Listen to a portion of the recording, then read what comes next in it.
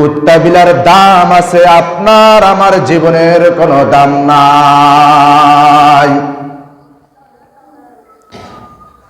আমি পবিত্র কুরআনুল কারীম থেকে একটা আয়াত তেলাওয়াত করেছি, আল্লাযীনা আমানু ইউকাতিলুনা ফি সাবিলিল্লাহ ওয়াল্লাযীনা কাফারু ইউকাতিলুনা ফি সাবিলিত তাগুতি ফাকাতিলু আউলিয়া আশ-শাইতান ইন্না কাইদাশ শাইতানি কানা দাঈফা।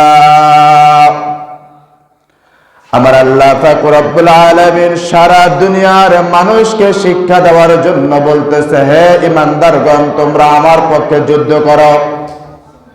কার পক্ষে? আমার পক্ষে যুদ্ধ করো, আমার রাস্তায় জিহাদ করো, আমার দেখানো পথে তোমরা যুদ্ধ করো। যদি তুমি ঈমানদার হও, যদি তুমি কি হও? ঈমানদার হও। যদি তোমার মধ্যে ঈমান থাকে, যদি তুমি নামাজ পড়া ফরজ বিধান মনে করো, কি? যদি তুমি নামাজ পড়া ফরজ বিধান মনে করো, তুমি মাহে রমজানের রোজা রাখা যদি ফরজ বিধান মনে করো, তবে তোমাকে আমি বলতেছি, আল্লাযীনা আমানু ইউকাতিলুনা ফি সাবিলিল্লাহ। তুমি যদি ঈমানদার হও, তোমাকে আমি ডাক দেয়া বলতেছি, হে ঈমানদারগণ, তোমরা আমি আল্লাহর পথে জিহাদে অংশগ্রহণ করো। সুবহানাল্লাহ। কোন পথে? আল্লাহর রাস্তায়।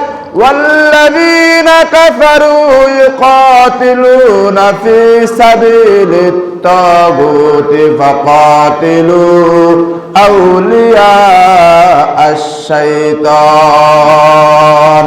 আমার আল্লাহ পাক রব্বুল আলামিন বলেন, যারা ঈমানদার নয়, যারা বেঈমান, যারা আমাকে অস্বীকার করে, তারাও যুদ্ধ অংশগ্রহণ করবে, তবে তারা আমার পক্ষে যুদ্ধ অংশগ্রহণ করবে না। তারা যুদ্ধে অংশগ্রহণ করবে শয়তানের পক্ষে। কার পক্ষে?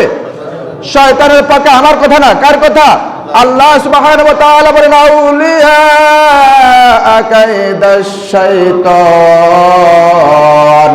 তারা শয়তানের পক্ষে যুদ্ধ ঘোষণা করে, শয়তানের পক্ষে তারা যুদ্ধ করবে, শয়তানকে তারা বন্ধু বানাবে। কি বানাবে?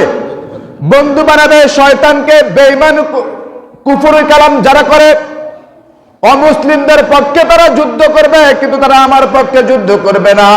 আমি সমস্ত ঈমানদারদেরকে সতর্ক করে দিচ্ছি এবং তাদেরকে আমি সুসংবাদ দিয়ে দিচ্ছি। কি দিচ্ছে?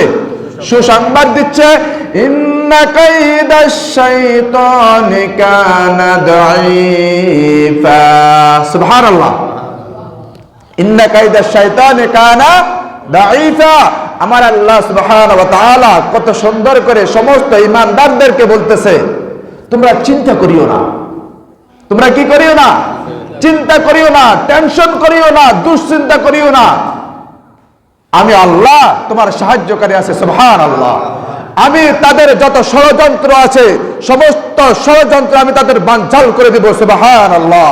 আল্লাহ পাক রব্বুল আলামিন বলেন, তাদের যত কলা কৌশল আছে, আমি আল্লাহর কৌশলের কাছে তাদের সমস্ত কৌশল আমি দুর্বল হিসেবে ঘোষণা করলাম। সুবহানাল্লাহ। আজকের এই আয়াতটা তেলাওয়াত করার পিছনের কারণ হলো, যদি আপনি মুসলমান হন, আপনি ঈমানওয়ালা হন, আপনার কোন একজন ভাই যদি মৃত্যুবরণ করে, আপনার কলিজায় আঘাত লাগবে। পৃথিবীর সে যে প্রান্তে হোক না কেন, কি? পৃথিবীর যে প্রান্তে হোক না কেন, সেই যেই হোক না কেন, যদি আপনি ঈমানওয়ালা হন, ঈমানের স্বাদ যদি আপনার মধ্যে জেগে থাকে, আপনার কোন ঈমানদার যদি মারা যায়, আপনার কলিজায় আঘাত লাগবে। লাগবে কি লাগবে না? বেঈমানের আঘাত লাগবে। বেঈমান মারা গেলে, বেঈমানের আঘাত লাগবে। কে মারা গেলে? বেঈমান মারা গেলে। ঈমানওয়ালা মারা গেলে ঈমানওয়ালার কাজে আঘাত লাগবে, কলিজায় আঘাত লাগবে।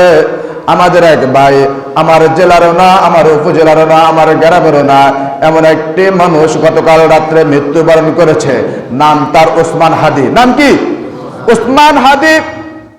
দেখেন, আমরা তাকে কেউ চিনিও না, জীবনে কখনো এখন পর্যন্ত তাকে দেখিও নাই, শুধুমাত্র মোবাইলে দেখেছি। আমরা আজকের এই জুমার ওয়াক্ত থেকে তার জন্য দোয়া করি, আল্লাহ